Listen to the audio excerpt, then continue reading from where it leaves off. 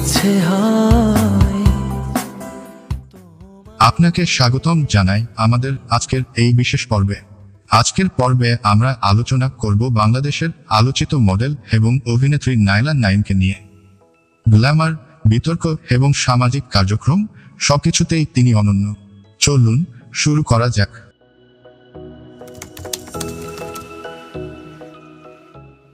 নায়লা নাইমের জন্ম বাংলাদেশের একটি সম্ভ্রান্ত পরিবারে। তিনি ঢাকা শহরে পড়াশোনা করেছিলেন। ছোটবেলা থেকেই তিনি ছিলেন অত্যন্ত মেধাবী এবং সৃজনশীল। পড়াশোনার পাশাপাশি তিনি শিল্প সংস্কৃতির প্রতিও আকৃষ্ট ছিলেন। তার প্রাথমিক লক্ষ্য ছিল ডেন্টাল চিকিৎসক হওয়া। নায়লা ডেন্টাল কলেজে পড়াশোনা শেষ করে একজন পেশাদার ডেন্টিস্ট হিসেবে কর্মজীবন শুরু করেন। কিন্তু এখানেই শেষ নয়, তিনি তার প্যাশনের পেছনে ছুটে গিয়েছিলেন। ডেন্টাল পেশার পাশাপাশি নায়লা ফ্যাশন দুনিয়ায় পা রাখেন।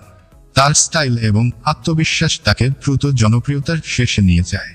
তিনি মডেলিংয়ের মাধ্যমে তার ক্যারিয়ার শুরু করেন এবং পরবর্তীতে মিউজিক ভিডিও এবং টিভি শোতেও অভিনয় করেন। তবে জনপ্রিয়তার সঙ্গে সঙ্গে বিতর্ক এসেছে। অনেকেই তার স্টাইলকে প্রশংসা করেছেন, আবার কেউ কেউ সমালোচনা করেছেন। কিন্তু নায়লা সবসময় নিজের কাজের প্রতি ছিলেন আত্মবিশ্বাসী।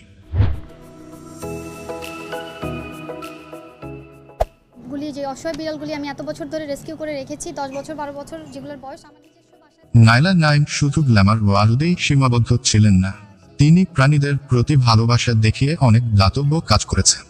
পশু অধিকার নিয়ে কাজ করার জন্য তিনি অনেক সংগঠনের সঙ্গে যুক্ত। নায়লার এই দিকটি অনেকের কাছে অজানা। তিনি সমাজের প্রতি তার দায়িত্বশীলতার পরিচয় বারবার দিয়েছেন। বর্তমানে নায়লা নাইম সোশ্যাল মিডিয়াতেও অত্যন্ত জনপ্রিয়। তার ফলোয়ার সংখ্যা দিন দিন বাড়ছে। তিনি এখন তার প্যাশন এবং সামাজিক কার্যক্রমের মাধ্যমে তরুণ প্রজন্মকে উৎসাহিত করছেন। ভবিষ্যতে তিনি আরও বড় কাজ করার পরিকল্পনা করছেন।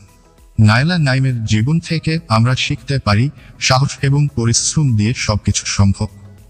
যদি আপনাদের কাছে ভিডিওটি ভালো লেগে থাকে তাহলে লাইক, কমেন্ট এবং শেয়ার করতে ভুলবেন না। আমাদের চ্যানেল সাবস্ক্রাইব করুন আরও মজার এবং শিক্ষণীয় ভিডিওর জন্য।